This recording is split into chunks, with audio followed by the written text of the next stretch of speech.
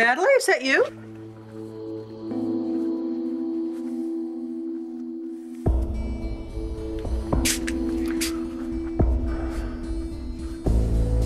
Wow! I forgot how good the water pressure is in this house. Oof.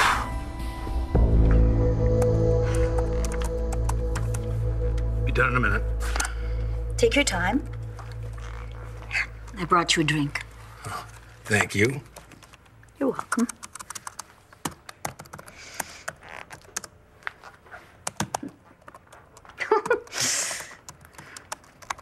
Really, the nerve of that woman. What woman? That woman. What other woman would I be talking about? The woman that you were married to? Not just once, but twice. Victoria, Lord, Riley Burke, Riley, Buchanan, Buchanan. Carpenter Davidson. Yes. Her name should be Bluebeard. Because if she gets really cozy with her new living arrangements, well, then she might just get her 8th husband, or is it her 9th? Viki's opened her home to David. How is that going to result in them getting married? Oh, you never know. David is a thoroughgoing scoundrel, but he can be very charming and seductive when he wants to be. Why are you so up in arms about this? Are you jealous? I am not jealous. Clint, I'm not jealous. Then why would you even care if David and Viki ever got together? I don't. All right. I do care. But not for the reason that you think. And what do you think I think? Well, I think you think that I'm still carrying a torch for David. I'm not. You are the man that I adore. You're the perfect man for me.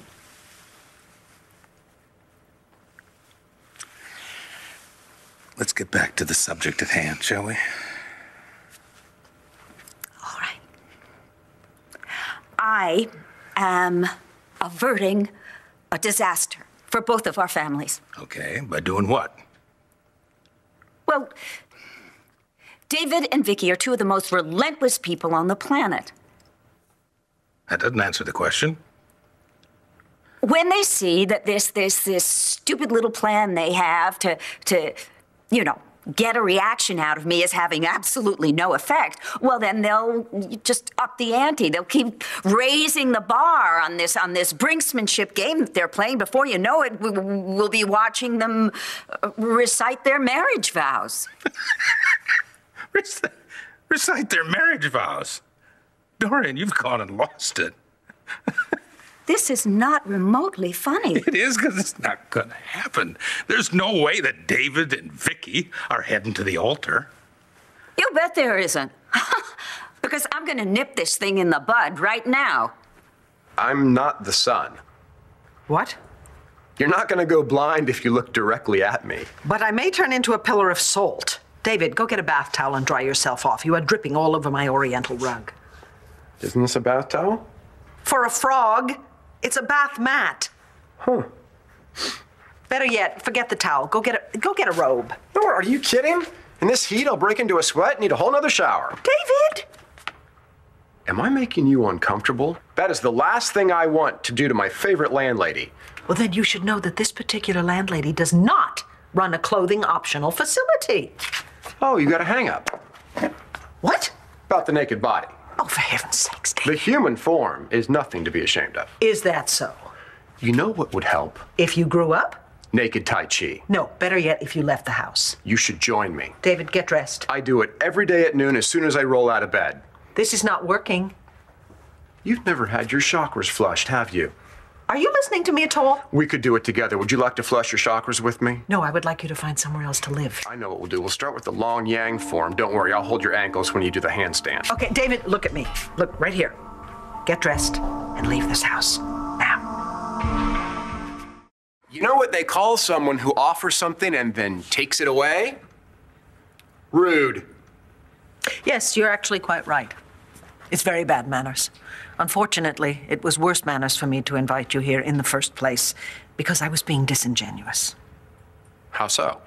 Oh, David, come on. I only invited you to annoy Clint and Dorian. So? So, I did not invite you out of the goodness of my heart. I had an ulterior motive. Oh, I know. Yeah, I'm okay with that. It's about time you gave Dorian what for. Really? Yeah. And believe me, I will help you ruin the woman. We can cook up any kind of corporate espionage, maybe frame her for bigamy, whatever you want. I'm on board. What did she do to earn such hostility from you? She cheated me out of $10 million. Oh, money, of course, yes. No, David, I'm not going to get into it with Dorian now, because once something like that starts, you know, it takes an act of God to stop it. And I don't have the energy for her right now. Come on, I'll be right by your side. I'll inspire you. I will cheer you on. I don't want you by my side. I don't want you in my house. Fine. Forget spite. Let me stay because I could make it worth your while.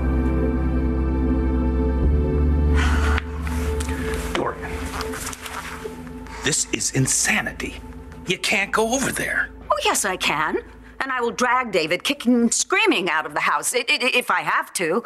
And he'll thank me for it. In fact, she'll thank me for it, too. No, I'm not going to let you make a fool of yourself. Excuse me, but David is doing this for revenge. Viki is doing it for spite. I mean, am I going to make less of a fool out of myself if I just stand by and wait until they're embroiled in some nasty, disgusting divorce and they drag down both our families? Well, you got them divorced already?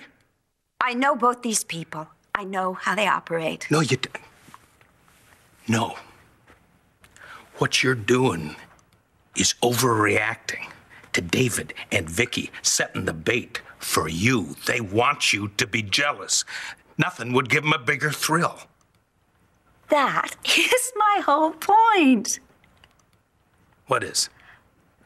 I can just see them sitting around the mansion, you know, just grinning, laughing, you know, just so pleased with themselves, sharing a bottle of domestic champagne because they think they have gotten to me. My head is spinning. Maybe this would help. Come on.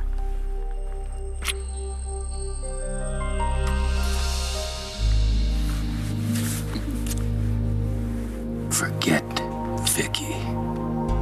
Stay here with me.